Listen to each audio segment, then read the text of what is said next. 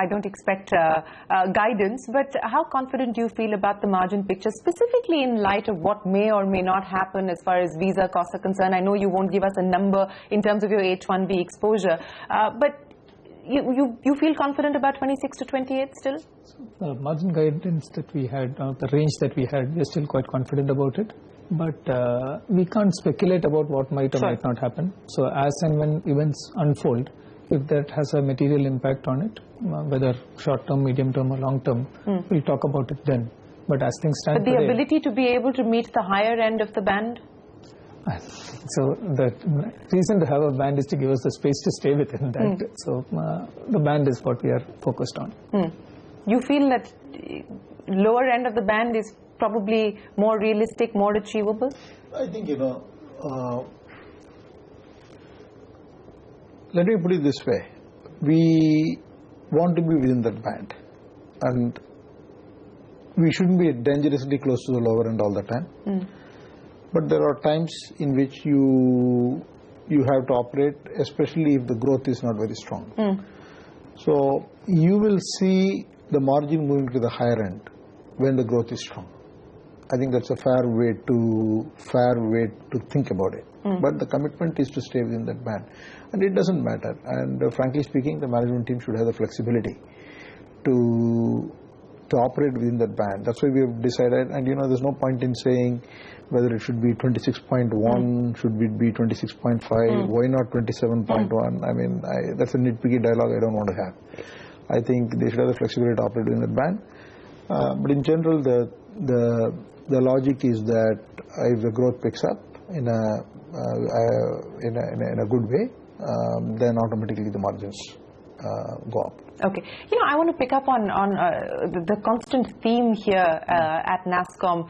Indian IT needs to reposition itself, Indian IT needs to reboot itself, and so on and so forth. What does that realistically mean? I mean, give me a sense of what it realistically means for TCS. I don't know who's saying all that. I think just about everybody. I think we're in great shape, and we believe that we have seen this many times before.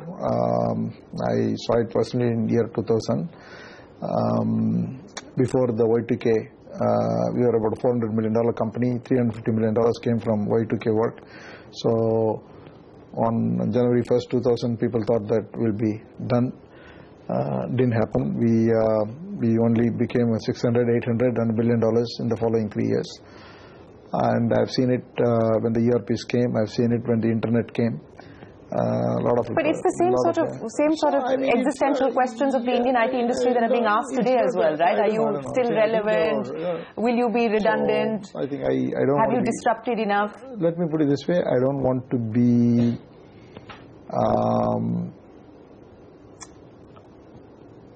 tough on anyone. Okay, I don't want to react badly to anyone.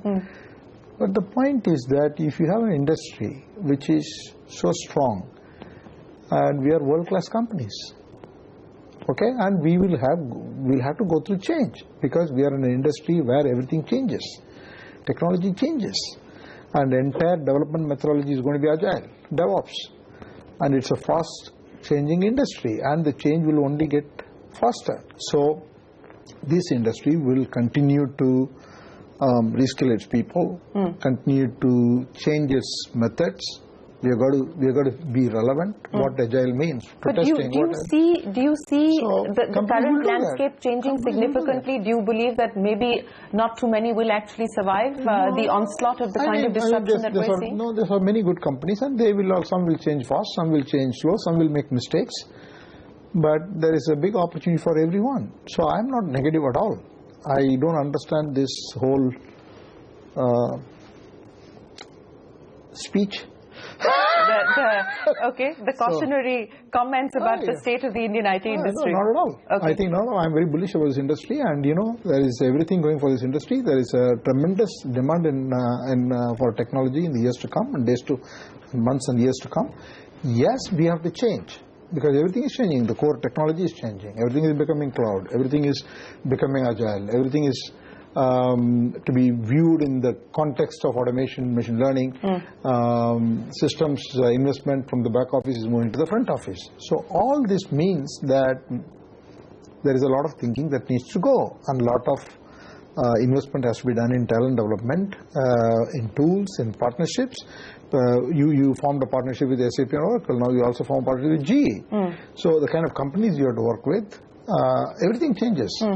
And we have got to be alive to those factors. If you're going to just sit and say that, nothing will happen and I'm going to get my revenues, it's not going to happen. But is collaboration going to be the big theme going forward? Because we're seeing it happen. I mean, large companies who otherwise you would never have imagined collaborating are collaborating today. Collaboration is a big theme. And so I'm not negative one bit. Let me ask you to comment on what we heard Mr. Mukesh Ambani say earlier today, of course, saying that data is the new natural resource, data is the new oil, but also saying that perhaps President Trump is a blessing in disguise because it will force Indian IT companies to focus on the Indian market and address India's problems. I know TCS has actually been doing that. You haven't had a great experience, to be honest, but, I mean, when do you really see this Indian opportunity that gets talked about? You need to also see it in context. I mean, see the spend of the IT industry, the spend on technology in US and the spend on technology in India, you can't compare. So we have to be relevant to each market, and the number of companies that are there, the amount of spend they are having in technology, so that's all different. So India is a very important market. I really think that there is a lot of opportunity to do more. In fact, I told Mr. Mukesh Ambani last time I met him that you're putting this beautiful pipe and network, and hope we can build something on top of it so that everybody can grow. And I think that's true. That's true. Those opportunities exist. And it is not only for TCS and other companies, it's also for a lot of entrepreneurs, a lot of startups. I do believe that opportunity exists, and healthcare, education, everywhere. But it's going to take time, and you can't see the problem with the market. Everything has to be seen in a quarter, 12 months, 18 months time frame. I can't give you a spin that come to me, Shirin, in 2025 we will talk here, right? So I can't in that context see the shift, but the shift will happen. But it's still a long way off. Rajesh, when I asked you what was Chandra's handing over note to you, he said keep smiling. But I'm sure he said a lot more beyond that. Now, what would be the big problem areas that you would watch out for at this point in time as you start the new innings? I'm actually focused on the opportunity. As I said, we are at an inflection point. He's trained you well, no? At an inflection point, amazing new stuff that's happening. I was commenting somewhere else that IT is moving away from being a cost center to a profit center, and that's what you're seeing every industry exploit. So the space that was available to us is constantly expanding, a huge opportunity, and that's where the excitement is. Okay. I know I'm not supposed to ask you any Tata Sons questions, so let me end by asking you 21st, nervous, excited, looking forward to this new innings? Yeah, I think, frankly, it's a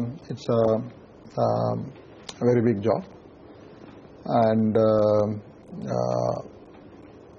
but the canvas is large, and there are a lot of exciting things to do, and there are challenges and opportunities. I'm looking forward to it, and I hope I can make an impact and make a difference.